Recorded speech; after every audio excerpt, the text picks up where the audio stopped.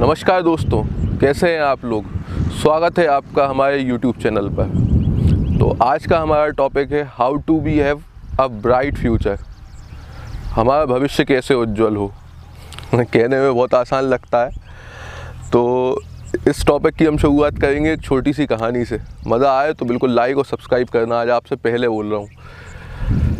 ये कहानी एक किंगडम की, जहाँ का राजा का एक रूल रहता है। जो भी वहाँ का राजा रहता है उसको हर 5 साल बाद एक घने जंगल में जाके रहना पड़ता है। ऐसा वहाँ की प्रजा ने डिसाइड किया हुआ होता है। क्या रहता है कि ज़्यादा दिन तक अगर कोई राजा वहाँ पे टिकता है तो वो तानाशाही करने लगता है, अपनी अपनी मनमानी करने लगता है। इसलिए कोई भी राजा बनता है उसको सिर्फ 5 साल का मौका दिया जाता है। लेकिन उसके बाद एक शर्त होती है कि उसको कहीं घने जंगल में जाके छोड़ दिया जाएगा।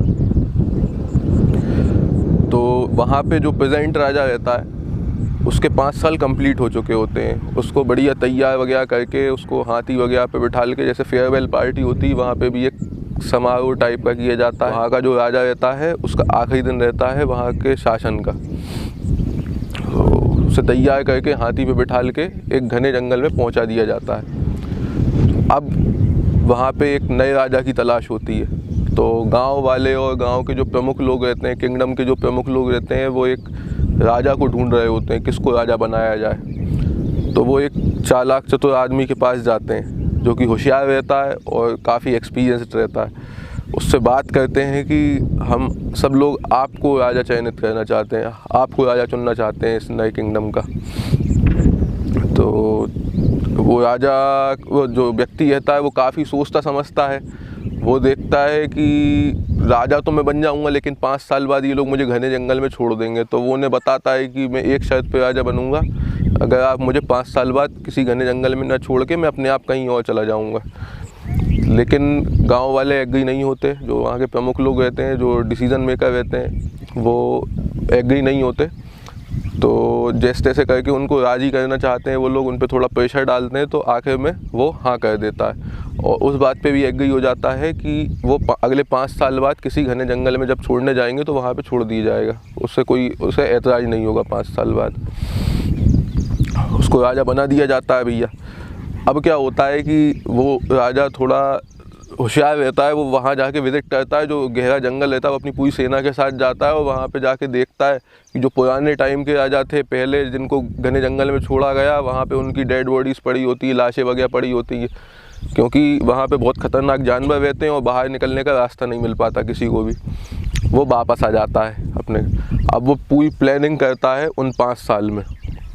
पहले साल में वो क्या करता है, वो घने जंगल में से अपनी सेना और अपने जो भी कर्मचारी रहते हैं, वर्कर्स रहते हैं उस राज्य के, वो वहाँ पे लगा के उनको पूरे पेड़ों को कटवा देता है जंगल के।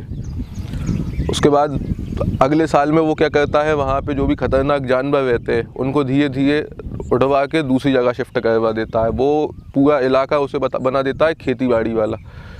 तो वहाँ पे खेती होने लगती है।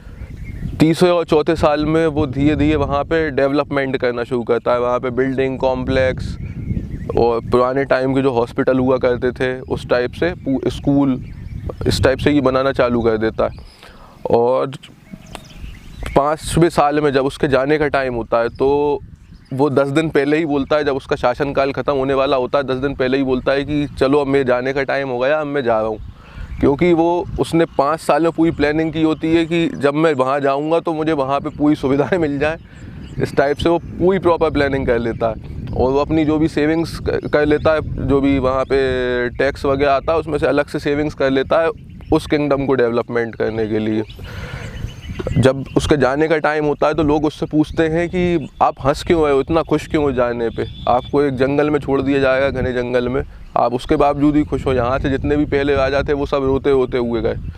तो राजा बोलता है कि जब हम पैदा होते हैं तो हम रो रहे होते हैं और दुनिया हंस रही होती है, और जब हम इस दुनिया से जाते हैं तो दुनिया रो रही होती है और हम जा रहे होते हैं। लेकिन कुछ ऐसा करके जाएं कि जब हम जाएं तो भी हम हंसें और दुनिया रोए हमारे पीछे। उसने वहाँ पे जो जहाँ का राजा बनाया जाता है वहाँ का भी अच्छा डेवलपमेंट कर दिया होता है, और जहाँ वो दूसरी जगह उसको घने जंगल में छोड़ने दिया तो वहाँ का भी वो एक अलग किंगडम बना के खड़ा कर देता है। तो वो उससे इस कहानी से ये शिक्षा मिलती है कि जब हम उसका स्ट्रगल करने का टाइम था तो उसने स्ट्रगल ही किया, ना कि जैसे बाकी राजा उसकी लग्जरीनेस जो राजाओं के टाइम पे मिलती है, जब वो राजा होते हैं उनको जो भी सुख सुविधाएं मिलती हैं वो उसमें इतने ज़्यादा खो जाते हैं कि उन्हें अगले 5 साल के बाद का ध्यान ही नहीं रहता, उनके भविष्य का ध्यान ही नहीं रहता। लेकिन ये वाला जो राजा रहता है उसको ध्यान रहता है कि भाई अगले 5 साल बाद हमको कहीं पे छोड़ दिया जाएगा, दूसरी जगह जाके छोड़ दिया जाएगा, तो वो अपनी पहले ही प्लानिंग करके और अपना जो भी हार्डवर्क रहता है वो करके अपने आगे की लाइफ बना लेता है। वो अपना खुद ही का अलग किंगडम इस्टेब्लिश कर देता है जहाँ का वो खुद ही राजा होगा हमेशा के लिए। तो ज़्यादातर जो भी ये लोग वीडियो देख रहे होंगे ज़्यादातर 16 से लेकर 30 साल की उम्र के होंगे, जहाँ तक मुझे उम्मीद है। तो ये हमारी गोल्डन एज होती है। अगर हमने इसमें मेहनत कर ली, अच्छे से अपने टारगेट और गोल पे फोकस कर लिया, तो हमारी जो बाकी की ज़िंदगी है वो बहुत उज्जवल हो सकती है, बहुत उज्जवल भविष्य हो सकता है। दिक्कत ये होती है कि 16 से 30 साल वाली जो एज होती है वो सबसे ज़्यादा डिस्ट्रैक्शन वाली एज होती है। हम लोग सिर्फ एंजॉय करना चाहते हैं, हम अपने गोल पे फोकस नहीं करना चाहते। हम परेशान जरूर होते हैं लेकिन हम सोचते हैं यार परेशान होने से अच्छा हम इस चीज़ में एंजॉय, लेकिन वो टाइम रहता है हार्ड वर्क करने का। अगर उस टाइम आपने हार्ड वर्क कर लिया तो बाकी की आपके जो 40, 50, 60, 70 जो भी आपके बाकी की ज़िंदगी है वो आप बना सकते हो। तो इसका सिंपल सा जो मैंने टॉपिक देखा था, how to have a bright future, कहना बहुत आसान है लेकिन आप लोग अगर अभी से तैयारी करोगे, प्रॉपर प्लानिंग करोगे, आपका जो भी टारगेट है उस पर मेहनत करोगे तो आप बिल्कुल अपना गोल अचीव कर पाओगे और बाकी की आपकी जो भी ज़िंदगी है वो आप बहुत सुकून से और बहुत खुशी जी सकते हो। Thank you. अगर वीडियो अच्छा लगा हो लाइक और सब्सक्राइब करें, कमेंट करें। अगर कुछ आपके पास स्टोरी है तो मैं अपने चैनल पे बता सकूं। Thank you so much.